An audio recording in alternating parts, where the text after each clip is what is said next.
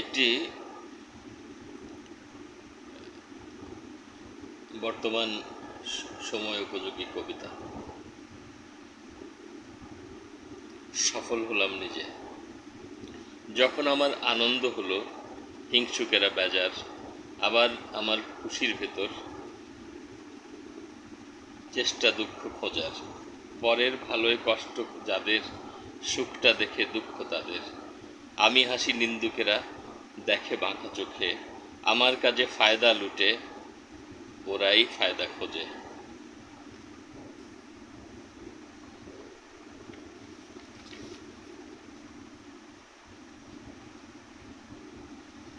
আমি হতাশ কিংবা নিরাশ যাই হয়েছে ভাই, আমার যখন ভুল হয়েছে সুখ পেয়েছে তাই।